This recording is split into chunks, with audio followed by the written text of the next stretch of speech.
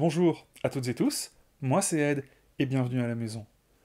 On se retrouve aujourd'hui pour l'achat manga du mois d'août. Vous allez voir, il y a pas mal de choses qui sont arrivées à la maison, que ce soit du manga, de la petite figurine, de l'acrylique, de l'artbook. J'espère que tout ça vous plaira, peut-être vous donnera des idées. Il y aura même un petit coup de gueule contre moi-même. J'espère que la vidéo vous plaira, n'hésitez pas, et pensez, si vous voulez voir toutes les vidéos qui sortent tous les samedis 14h, à l'abonnement, c'est important, ça aide la chaîne. Allez, en route pour la vidéo. Le tome 15 de To Your Eternity. J'étais un petit peu déçu par le tome 14, mais au final, comme j'ai déjà dit en vidéo, non pas par le contenu, mais parce que ça faisait longtemps que je n'avais pas lu To Your Eternity, le tome 14 est sorti, j'ai pas eu le temps de revenir, de re-rentrer dans l'histoire.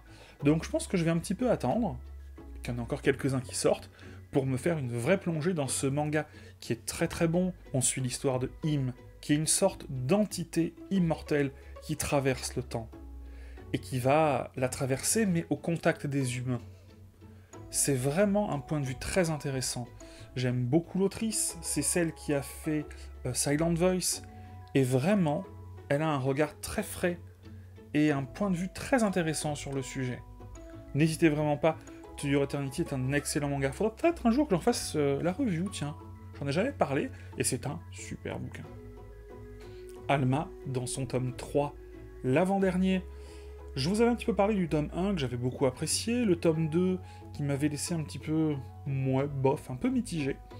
Ce tome 3, je l'ai pas encore lu, je l'ai un peu feuilleté, et j'ai l'impression qu'on repart un petit peu sur quelque chose d'un peu plus punchy, comme le tome 1, et c'est ce qui manquait à ce tome 2, qui était un tome un petit peu mou, un tome de transition, des tomes de transition où il se passe pas énormément grand chose sur un manga qui fait 4 tomes. C'est peut-être ça qui lui a coûté peut-être sa sérialisation, mais en tout cas, je me languis de dire ce tome 3, je pense que je ne le lirai pas tout de suite, pareil, je vais attendre le tome 4 qui sort bientôt, je crois dans 1 ou 2 mois, pour avoir une vue intégrale de la série. On rappelle que c'est une série qui parle... Ah, est-ce que c'est du transhumanisme? Non. Les humains apparemment ont majoritairement été ravagés par des robots, on se croirait un petit peu comme dans Terminator, et là on va suivre un jeune homme qui redécouvre la civilisation, en tout cas le peu qu'il en reste, et qui va tenter de leur redonner l'espoir. Ça fait vraiment, c'est le pitch de Terminator en fait. Alma dans son tome 3. Time Shadow dans son tome 10. J'aime beaucoup ce manga où on est dans une boucle temporelle avec un jeune homme qui arrive sur une île, qui assiste à des événements étranges, qui décède, et qui revient au moment où il arrive sur l'île. Et il va essayer à chaque fois d'aller un petit peu plus loin. Mais en sachant malgré tout qu'il y a des tenants et des aboutissants qui font qu'il n'a pas tant de temps que ça. Pas autant de possibilités incalculables de revenir en arrière.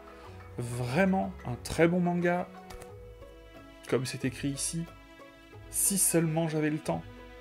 Donc vraiment superbe, et qui arrive bientôt à la fin, puisqu'il y a 13 tomes, en tout fini au Japon, et je pense vraiment que pareil, je vais pas le lire pour l'instant, je vais attendre que la suite arrive, pour pouvoir lire la fin, toute la fin d'une traite. Très bon manga, Time Shadow dans son tome 10. Sky High Survival Next Level, le tome 3, c'est la suite de Sky High Survival, je le dis bien, faudrait que je demande à Nice, elle parle vachement bien anglais. Donc dans son tome 3, la suite de la série... Bon, quand on aura fini la série de base, on se lancera dans cette suite. Qui vient, ça y est, je crois, d'être arrêté au Japon, si je dis pas de bêtises, arrêt, je crois, au tome 7. Voilà. Ce qui est peu rassurant sur la qualité. Encore une fois, on en parlera sûrement plus tard, mais... J'aime bien la série de base, donc...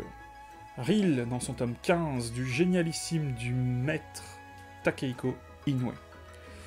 Reel est un manga sur au départ, le thème du handi-basket. En ce qui me concerne, moi je suis en train de lire Slam Dunk, petit à petit, parce que j'ai beaucoup de choses à lire, mais je suis plus sur Slam Dunk que sur Reel, mais je sais que c'est une œuvre majeure, on me l'a beaucoup conseillé.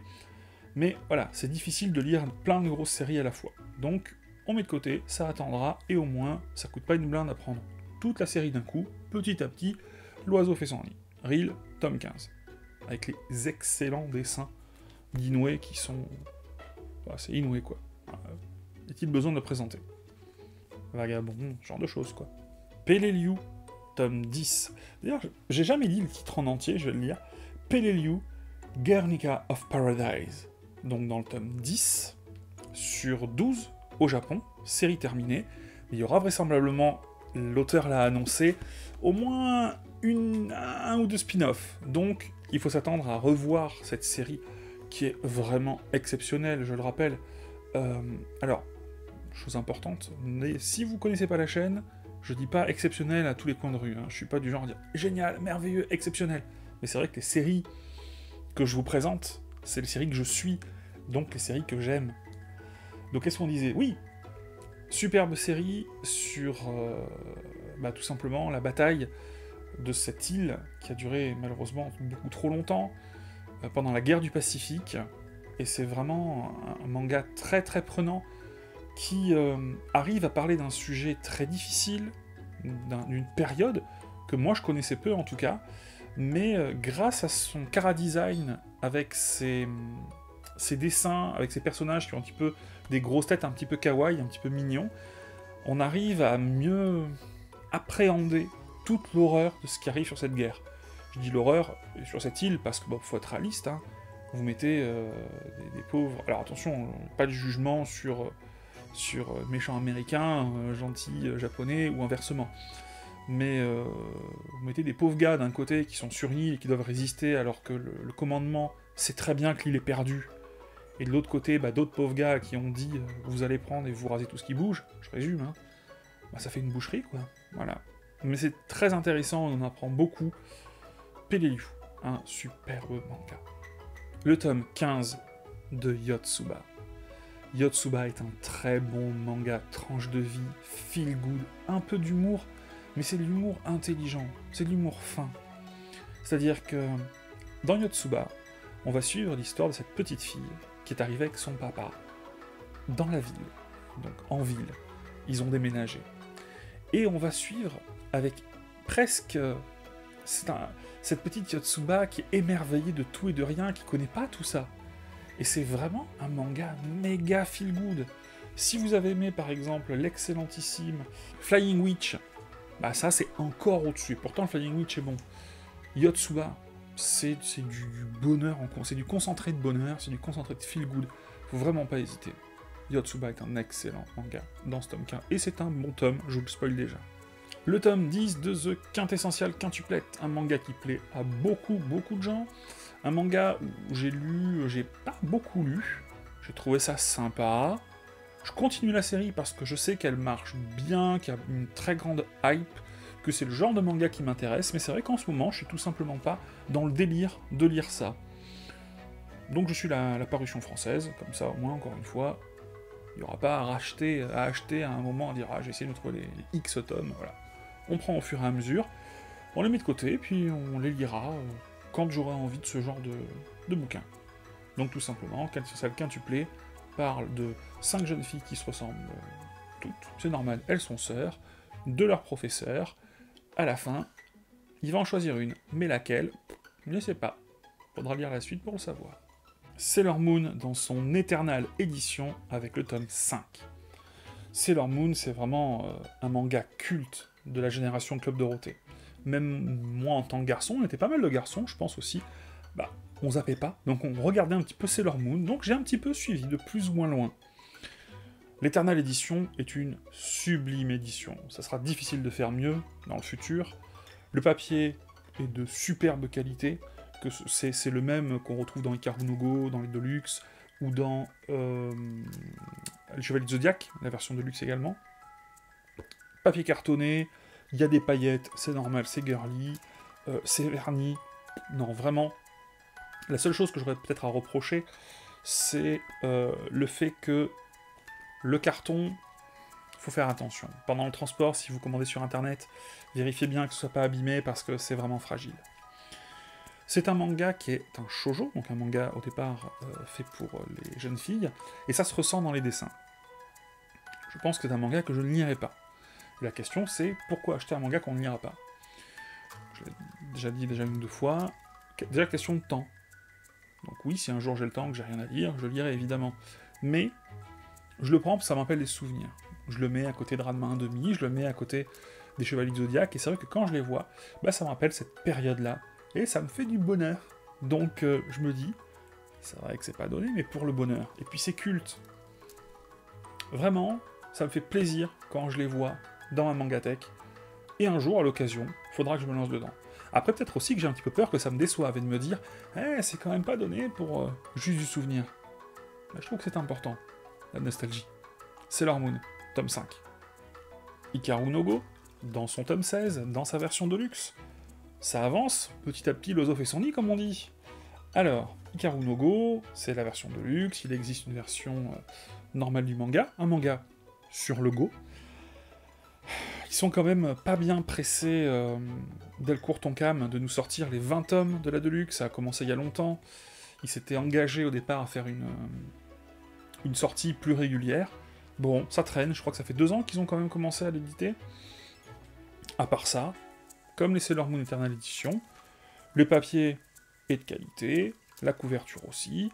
C'est pas verni par contre, mais ça reste une très belle édition. Voilà, vivement les 4 derniers. Petite question, tiens, je me l'étais posée avec des copains. Je vous remontre la couverture.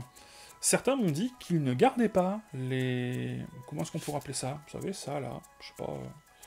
Et qu'ils enlevaient également ce genre d'autocollant. Alors là, il y a écrit « contient un chapitre inédit ». Je sais pas, moi j'ai l'impression que ça fait quand même partie du livre. Alors je veux bien, c'est une étiquette de prix, j'ai une bêtise de Cultura, de la Fnac, d'Amazon ou autre, mais là, quand même... Vous enlevez, vous, ce genre d'étiquette, ou les petits papiers, là? Dites-moi dans les commentaires. Tome 16, Hikaru no Go, en Deluxe. On reste dans les grosses Deluxe, un peu moins qualitatives, mais le manga est très très bon, avec Banana Fish. On a déjà fait une review des 2 premiers tomes. J'aime beaucoup Banana Fish. À l'intérieur, on retrouve, hop, un peu de goodies. On va dire que c'est une sorte de carte postale. Faites bien attention si vous l'achetez en neuf ou en occasion un jour, à ce que ça y soit. Si vous voulez avoir au complet. Je trouve que c'est du vieux manga, mais du bon vieux manga, avec un très bon scénario. C'est... Banana Fish, c'est très bien qu'il l'ait réédité, parce que les mangas de base devenaient un petit peu difficiles à trouver. C'est rangé dans la catégorie shoujo. Encore une fois, pourquoi? Je dis souvent, si c'est ça les shoujo, on va y aller plus souvent. Banana Fish. Sur fond de guerre de gang et de drogue, on va continuer à suivre H-Lynx. Dans le suivant, ce sera pas une carte postale, mais ça sera un marque-page. Et on va donc parler d'Eden, dans le tome 4. Comme Banana Fish, un manga qui est en réédition, donc toujours chez Panini. Et bien, encore une fois, comme Banana Fish, merci Panini de faire ces rééditions-là. Espérons que ça aille jusqu'au bout, qu'il n'y aura pas de soucis, on se comprend. Superbe manga, en fait, on peut presque dire la même chose que Banana Fish. Superbe manga, le scénario est au top, le sujet est évidemment différent. Moi je trouve que dans ces dessins-là, on dirait presque que c'est un mix entre manga et comics. On sort vraiment de ce délire de personnages très ronds, très kawaii, où on est un petit peu plus sur du réaliste. Pareil, j'ai fait la review des 2 premiers. J'aime beaucoup Eden, de toute façon, moi, à partir du moment où vous mettez un petit peu de futuriste, un petit peu de... limite de cyberpunk, j'ai envie de dire. Donc de modification corporelle, moi j'adore. Voilà. Eden, tome 4. Et on parle maintenant d'un manga qui est extrêmement beau. Il est peut-être même aussi beau que bon, avec Bright Story dans son tome 13. Il existe une version Latitude, qui est bien plus grande et plus chère, du même manga. Si vous aimez l'œuvre, que vous avez les sous et surtout la place, moi ce qui me fait défaut, n'hésitez pas à aller vers la version Latitude. Bright Story, c'est juste super beau. L'auteur s'est extrêmement bien renseigné sur la route de la soie, sur les tribus, sur la main d'œuvre, mais non, sur l'artisanat. C'est vraiment très beau. Pour rappel, on suit la vie d'une jeune femme, une 20aine d'années, Amir, qui va, parce qu'elle fait partie d'une tribu nomade, être envoyée pour aller épouser un jeune homme dans une tribu bien loin de chez elle. Et là, différences culturelles, et c'est vraiment une belle immersion dans un autre univers. Alors, notre monde, mais dans un autre univers que nous, aujourd'hui, peut-être, on a un petit peu oublié. C'est vraiment un très beau voyage qu'on fait avec elle. Bright Story, superbe manga. J'avoue que je suis pas du tout à jour, mais c'est ça, il faut la voir, il faut le lire, et lisez les premiers, vous comprendrez tout de suite. Bright Story, tome 13. Et parce qu'on aime bien changer d'ambiance, on va parler d'un manga d'horreur. Ah, est-ce qu'on pourrait dire que c'est un manga d'horreur? Ben, je veux dire une ambiance horrifique, c'est encore mieux. Gannibal dans son tome 5. Alors oui, ce mois-ci, il est sorti le tome 6. J'ai que le tome 5, donc si nos amis de Meian veulent me l'envoyer, ce sera avec grand plaisir. De quoi que ça parle donc, Gannibal dans son tome 5? C'est l'histoire contemporaine d'un policier qui est envoyé au Japon, dans un petit village bien reculé de tout, pour remplacer un ancien policier. Il arrive dans ce village, apparemment tout le monde est très gentil, tout le monde est sympathique, il arrive avec femme et enfants, évidemment, et la problématique c'est que la personne qui remplace sous-entendait très fortement que les gens dans ce village sont des gens dangereux, et qu'ils seraient cannibales. Gannibal est un superbe manga. Je l'ai beaucoup dit aujourd'hui, je sais, mais encore une fois, celui que je vous dis, pardon d'acheter que des bons mangas. C'est super intéressant parce qu'il y a, j'allais dire plusieurs points de vue, non, il y a plusieurs groupes de protagonistes. Et dans chaque groupe de protagonistes, encore une fois, à qui on peut faire confiance? Est-ce que lui qui est dans ce groupe-là est quelqu'un qui pourrait m'aider ou non à voir un peu plus la vérité, peut-être à survivre ou pas, à comprendre ce qui se passe? Évidemment, un meurtre va très vite arriver, évidemment des suspicions, des non-dits. Gannibal est un sublime manga, et pourtant je n'aime pas ce genre-là. C'est pas de l'horreur. Ambiance horrifique, c'est de l'ambiance, tout ça, et c'est très bien géré par le mangaka. Gannibal, tome 5. Il faudra que je me prenne vite le tome 6. Vous avez peut-être vu lors de ma dernière lecture que j'ai lu Destin parallèle, et je vous ai dit ce que j'en pensais. Destin parallèle, lui, et Destin parallèle, elle. J'ai non pas résumé, mais j'ai adoré la manière de gérer les scénarios de l'auteur. J'ai vu qu'il avait sorti un manga avant, qui s'appelle Sensu, donc, Sensu, le tome 1 à 5, et c'est l'intégrale.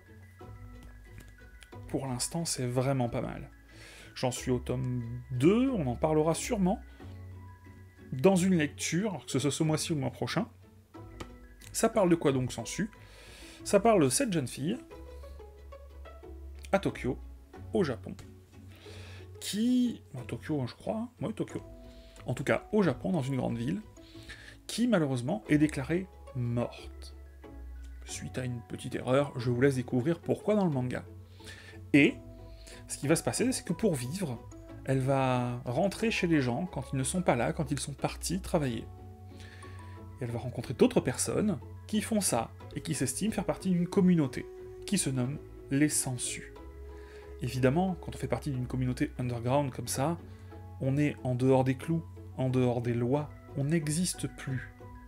Et dans ce cas-là, on prend beaucoup de risques. Parce qu'au final, si on disparaît, qui viendra vous pleurer? Qui viendra réclamer vengeance? C'est un manga très intéressant, pour public averti, mais je vous en dirai plus lors de la lecture. En tout cas, fini en 5 tomes, hop, Sensu. Toujours dans la lecture récente, je vous avais parlé de Orange, dans ses 5 premiers tomes, enfin, qui est l'intégrale de la série, plus le tome 6, mais surtout qui était une série en coffret. Donc là, je vous montre, hop, on va vous montrer que les deux de côté parce que c'est les plus intéressantes. Hein. Donc ça, c'est le coffret que j'avais. Et, hop là, on se jette sur le côté, et il existe en fait un deuxième coffret. Et comme vous pouvez le voir, je vous mettrai des photos en cas, ce sera peut-être plus simple, sur mon côté gauche, là. Donc, je me suis racheté Orange, tome 1 à 5, dans ce nouveau coffret. 2 coffrets, parce que les illustrations sont déjà très jolies, et elles sont différentes sur les 2 coffrets, ce qui me permettra de pouvoir les ranger côte à côte, et ça donnera quelque chose de joli. vu que le tome 6 était sans coffret, bah, ça me permettra de réserver le second coffret pour mettre le tome 6 et peut-être un jour s'il en sort d'autres. L'auteur, dans la préface, je crois, ou postface, du tome 6 a dit que c'était peut-être en chantier, donc peut-être un jour on verra sortir un tome 7. Mais vous allez me dire, pourquoi est-ce qu'il existe de ce manga Orange 2 coffrets? Je me suis renseigné pour vous. Le premier coffret qui est sorti avec le tome 1 à 5 à l'intérieur, donc ça vous permettait d'acheter le coffret avec la série en intégralité. Et le second coffret est juste sorti pour ceux qui avaient déjà acheté au fur et à mesure le tome 1, 2, 3 et 4, avec à l'intérieur du coffret uniquement le tome 5 et une cale en polystyrène. Et des dessins différents. Pour que les collectionneurs comme se disent « Hey, mais si je l'achetais en double ?» Ça marche. L'année dernière, j'ai fait un cadeau à mon frère, et je trouvais quand même que c'était un joli cadeau. Alors je me suis fait le même. Un bel artbook de 3x3 Ice. En fait, non, pas de 3x3 Ice, de l'auteur, qui est, hop là, Yuzo Takada. 2 livres à l'intérieur, avec des illustrations, donc qu'il a fait entre 1988 et 1999. Donc le premier, c'est un artbook traditionnel, dans lequel il y a plusieurs illustrations de plusieurs de ses œuvres. C'est celui-là. Et celui à côté, c'est un recueil de posters. Donc vous imaginez... Bon, c'est quand même grand, hein, honnêtement. Je vais prendre un manga, tiens, pour un petit peu vous faire la comparaison. Voilà. Hein. Donc le deuxième bouquin, c'est tout simplement des feuilles de canson sur lesquelles il y a des illustrations en grand. Donc ce sont des posters, tout simplement détachables. Voilà. Ça vient directement du Japon. En plus de cet artbook, j'attendais depuis longtemps qu'ils aient un réassort sur une acrylique qui me tient un petit peu à cœur, d'un manga de Katsura, et ce manga c'est Ice, et l'acrylique, elle est là. Alors là, peut-être qu'on la voit mal, je vais tenter de la rapprocher, hop, et de la youtubeuse beauté, qu'est-ce qu'on voit pas, voilà, là on est pas mal. Moi j'aime beaucoup, je trouve que ça donne du charme, et c'est très rigolo parce que, quand j'étais au Japon, il y a 1 an et demi, j'ai vu plein d'acryliques, et je me suis dit, les acryliques c'est nul, avec ma voix de quand j'avais 15 ans, avant de muer. Je me suis dit, mais pourquoi? Nous, on peut s'offrir des jolies figurines, c'est pas donné quand c'est sous licence. Je me suis dit, bon, peut-être que les Japonais manquent de place. C'est pour ça, ils ont pas de place. Et ben maintenant, je suis japonais, j'ai plus de place non plus. Donc, les acryliques, c'est sympa finalement. Voilà, et moi j'aime bien celle-là. Un petit duo d'acryliques que j'ai présenté sur Twitter, j'ai oublié de vous les présenter en vidéo. Alors, je vous les montre, et après je vous explique d'où ça vient. Donc c'est 2 petites, hop là, de City Hunter, hop là, avec Ryo Saeba, ici. C'est trop mignon, moi j'adore. Alors, pareil, je vous mets une photo ici de quand c'est devant les mangas, parce qu'en vrai, je trouve ça trop beau. Donc déjà, je connais pas de figurine qui représente cette scène-là, que ce soit avec le marteau, ou avec le corbeau. D'ailleurs, les corbeaux au Japon, ils rigolent pas trop, ils sont vraiment volumineux. Mais ça, c'est une autre histoire. Et donc, je regardais une vidéo de Marty Japan, qui est un superbe youtubeur, de toute façon, je pense que la majorité des gens ici le connaissent, c'est un youtubeur spécialisé dans les figurines, qui est au Japon, et qui a un superbe contenu.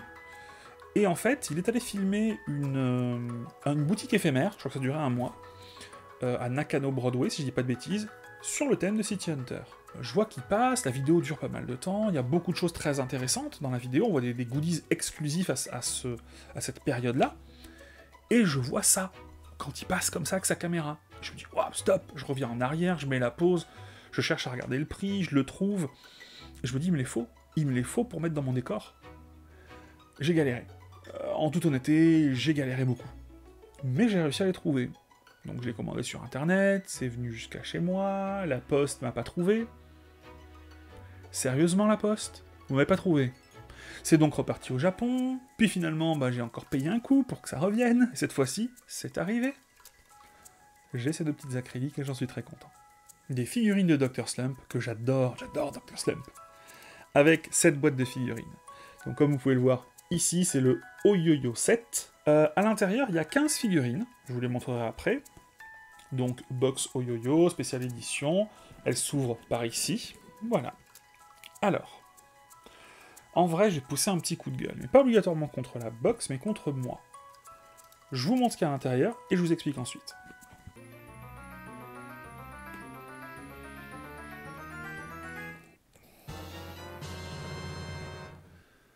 Alors, plein de figurines dedans. Alors, il y a 2 sets, donc comme je vous l'ai dit, il y a la verte que je possède, et la box rouge. Je vous invite à aller voir sur internet le prix de ces box. Donc, vous pouvez chercher ça avec, hop là, avec le Oyoyo set. Hein, voilà. Vraisemblablement, si je dis pas de bêtises, c'était fourni gratuitement avec les DVD, avec des DVD japonais. Donc, produits exclusifs au Japon. Est-ce que j'ai... Et c'est là-dessus Ah. Est-ce que j'ai coup de tête? Ouais, c'est un coup de tête. Est-ce que j'aurais dû? Ah non. Pourquoi? Je voulais acheter un bon et un beau produit sur Dr. Slump.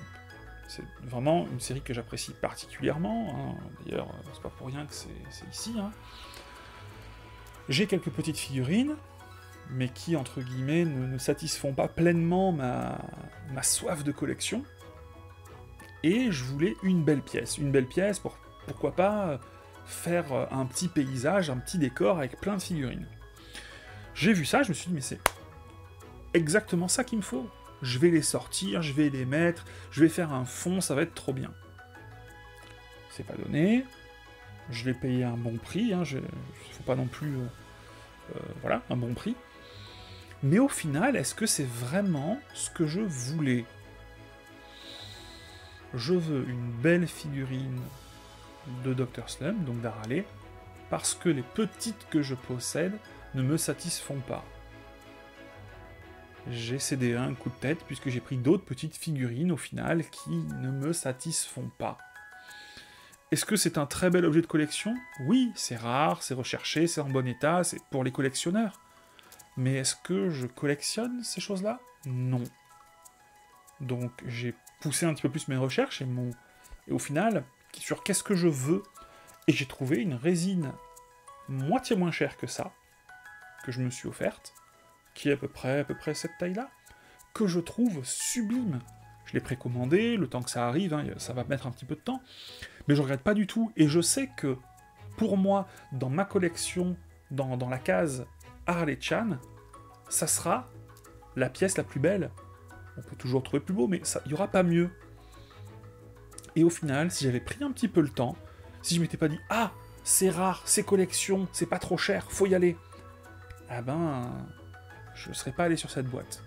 Donc je pousse un coup de gueule général contre moi, mais surtout sur le fait de attention aux achats impulsifs quand on est un petit peu collectionneur. Quand vous voyez des gens parfois qui achètent beaucoup, on n'est pas quelqu'un parce qu'on achète beaucoup. Achetez ce qui vous fait plaisir et faites-le raisonnablement, dans la limite de vos possibilités. Si vous pouvez vous acheter 800 mangas par mois, faites-le, si ça vous fait plaisir. Mais attention à ce côté un petit peu surconsommation. Ce que je regrette presque, c'est que ça, je vais le prendre, je me suis dit, ah ouais, c'est cool, bah il y a la deuxième boîte qui existe, j'aimerais bien la deuxième boîte. Parce que, bah il y a Harale, mais il n'y a pas Slump dedans. Et au final, c'est pas adapté. Si j'avais pris plus de temps, si j'avais pas cédé à un mini caprice, bah ça aurait été mieux. Voilà. Mais la résine que j'ai prise, elle est sublime. Elle est abordable. Et j'aurais plus besoin de rien dans... Enfin, on n'a jamais besoin. Mais j'aurais plus envie de rien dans ce thème-là.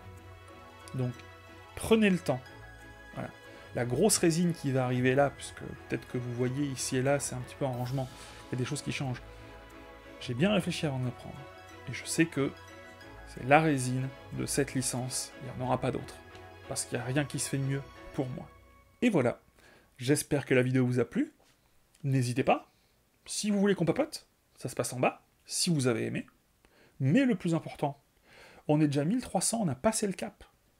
On peut aller encore beaucoup plus loin. N'hésitez pas, l'abonnement, c'est ce qui compte le plus. C'est super important pour nous. Je vous remercie. On se retrouve la semaine prochaine pour la dernière vidéo sur mon voyage au Japon. Elle sera peut-être un petit peu longue, parce que je veux en faire juste une troisième pour boucler le voyage. Je sais qu'il y a beaucoup d'entre vous qui aiment énormément cette vidéo-là, ce thème-là. Pas tout le monde est au rendez-vous, elle fait pas énormément de vues, mais elle plaît beaucoup. Donc n'hésitez pas, si vous faites partie des gens qui n'ont pas vu la première et la deuxième, bah, à aller voir ça. Normalement, je vous la mettrai en fin de vidéo. Et puis on se retrouve samedi prochain. Un petit peu plus tard, après, dans le mois, pour les lectures. On va sûrement parler de choses qu'on a vues aujourd'hui. C'était un plaisir. Je vous souhaite un bon week-end, une bonne semaine. Prenez soin de vous. Ciao.